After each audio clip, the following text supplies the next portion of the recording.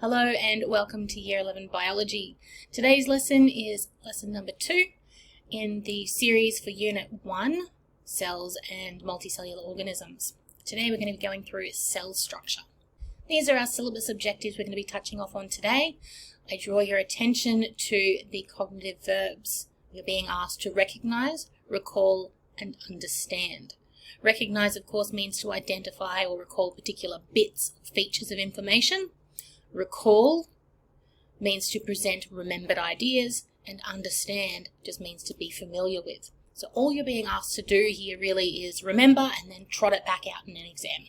These are quite low-level cognitive verbs, and it's asking you to do quite reasonable cognitions today. You can find the recommended readings in your Oxford Biology textbook, chapter 3.2 and 3.3 for today's lesson. Let's get started. The cell theory. You would have touched on cell theory in year 8. It basically just says that cells are the basic building blocks of all organisms. When you have a look in your textbook, you'll find that in different textbooks, the cell theory sometimes has 3 points, sometimes it has 4, and sometimes it even has 5. Be a little bit cautious when you're reading here. The one that your textbook has about 6 points. Better to know more than less. And the cell theory states that all living things are made up of one or more cells. All living cells arise from pre-existing cells by cell division. The activity of an organism depends on the total activity or interactions between its independent cells, and that energy flow, otherwise known as metabolism, occurs inside cells. We know that hereditary information, either DNA or RNA, is passed from one cell to another as it divides, sometimes in bacteria, even when cell division isn't occurring, and all cells have the same basic chemical composition. Types of cells. Well, these are some red blood cells. Cells can be specialized. They can do a specific job. So red blood cells are specialized to carry oxygen around your blood. Or they can be unspecialized, in which they don't have a particular job, and they could either be totipotent or pluripotent. They have the ability to become anything. So these are intestinal epithelial cells.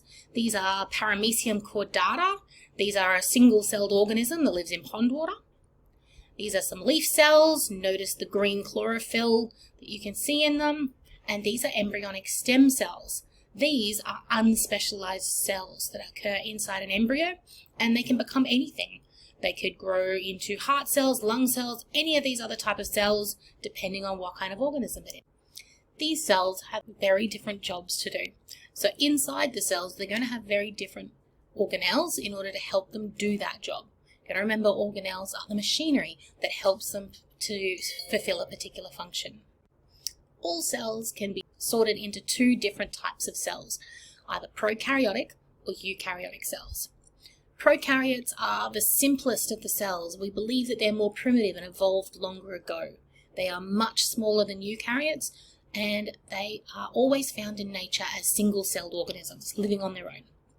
They have no membrane-bound organelles inside. They are just a sack full of everything shoved inside with no discernible organization whatsoever. They have no defined nucleus, and they usually have a single circular piece of DNA called a plasmid floating freely around in amongst the rest of the stuff that's inside them. So picture a water balloon filled with stuff. A eukaryotic cell, however, is very well organized. They are much larger. They have a defined nucleus which contains DNA and is surrounded by a membrane. They have membrane-bound organelles like the mitochondria, the nucleus, all those sorts of things, and they are what we're most familiar with from year 8. The types we'd be used to are the plant cell and the animal cell. Prokaryotes are much smaller, usually by at least a factor of 10 compared to eukaryotic cells. And you can read more about this in your Oxford textbook on page 87, because there's a lot more detail that you can go into if you want to, but remember that your syllabus objective is to recall these facts that we've already gone through. So we don't actually need this much detail.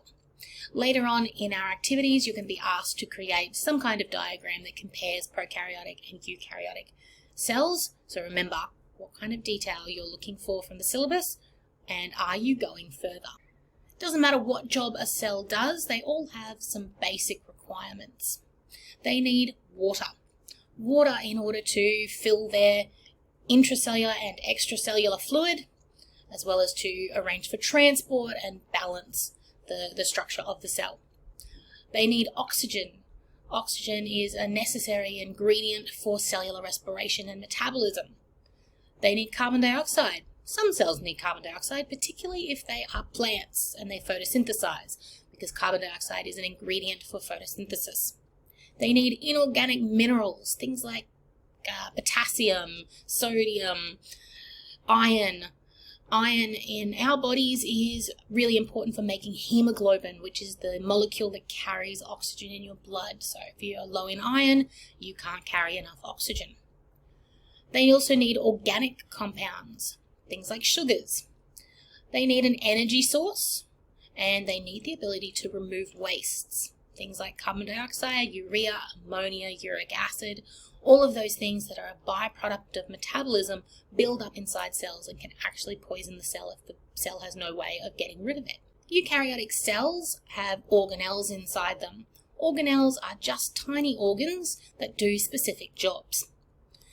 So in an animal cell, you'll see things like the membrane, the cytoplasm, centrioles, mitochondria, and vacuoles. And inside plant cells, you'll see things like chloroplasts and the cell wall. The cytoplasm and the cell membrane. The cytoplasm is the jelly-like fluid found inside cells and used in transport to move things around within the cell. The cell membrane is a selectively permeable barrier that goes around the outside of the cell and decides what comes in and what goes out.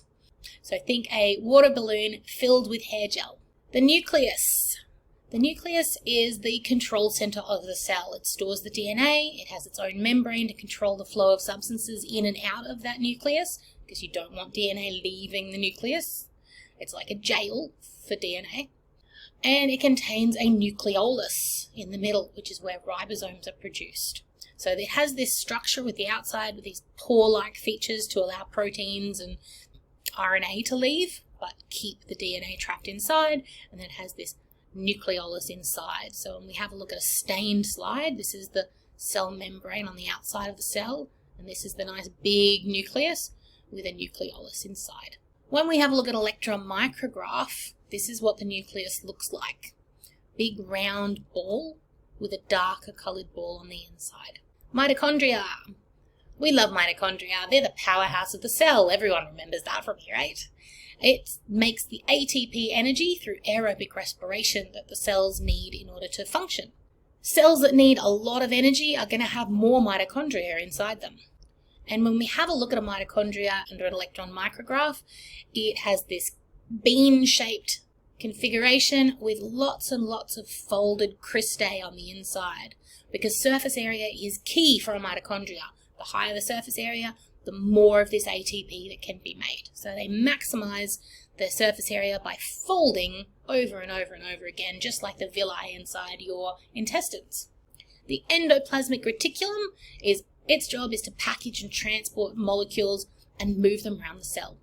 The rough endoplasmic reticulum has all these little dots on it. We call it the rough endoplasmic reticulum because it looks bumpy.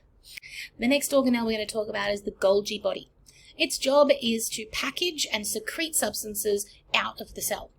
So I always think of the Golgi body as the Golgi bulgy bubble burper, because it is literally a stack of membranes that bud off at one end, making these bubbles called vesicles.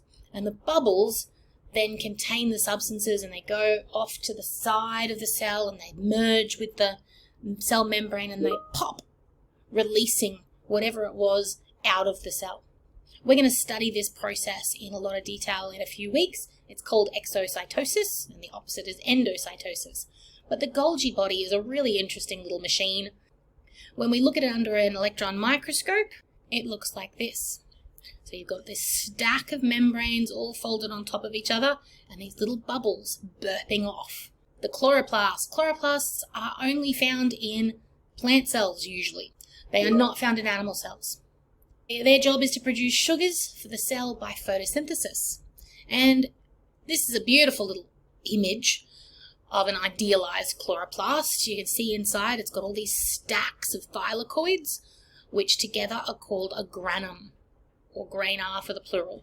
These are really interesting because it's what allows you to identify a chloroplast on a micrograph, because these are full of that photosynthetic pigment called chlorophyll, and when you look at them under a microscope, they are really darkly pigmented. So you can have a look. This is our electron micrograph. This is the kind of image you'd be given in an exam and asked, what is this? And the giveaway is this really dark stacks of granar here. You've got several of them. It's sort of bean-shaped, a bended bean shape, but sometimes they don't look exactly like that. It's these stacks of thylakoids inside a granar. A vacuole is the next one. Vacuoles are much, much bigger and more common in plants, but they do occur in animal cells as well. Their job is to store water and materials that the cell isn't using immediately, and the fluid that's collected inside is called cell sap. The membrane around the outside is called the tonoplast. They play a really important role in maintaining the pressure and shape of plant cells. So when that vacuole is full, the plant can stand up and it has lots and lots of pressure inside, and when the vacuole is empty, the plant starts to wilt. Under an electron micrograph, this is what it looks like. This is a plant cell. You can see all the chloroplasts here. Look at their characteristic granar. And this big empty, what looks like empty, section would be the vacuole. But it's actually full of cell sap. The next one is the cell wall. The purpose of the cell wall is to stop the cells from bursting. It protects and supports the cell. But a cell wall does not occur in animal cells, just in plants. The cell wall is non-living. It's made of cellulose. It controls water uptake, so things that live with their feet in water won't absorb too much water. And it cements neighbouring cells together. There are gaps inside the wall called plasmodesmata, which allow the movement of materials between two cells. This brings our summary of cell organelles to an end today. But wait, there's more. These are only the most common organelles that we've discussed. What you'll need to do is go to your textbook, page 80 to 83, and have a look at the giant table on there that goes through all the different organelles. They are all important, they all play very crucial roles, and they will pop up again when we start discussing cell division and cell mechanics and how substances are moved in and out of a cell. So it is really important that you are familiar with these organelles and the jobs that they do. Make sure that you have a look at MyUnity for the follow-up activities that are part of this project, and they will add to your understanding of organelles and their functions. Until next time, our next video, we will be looking at the specifics of prokaryotes and eukaryotes and some examples of each, before we move on to talk about the individual structure of the cell membrane and how the cell membrane works.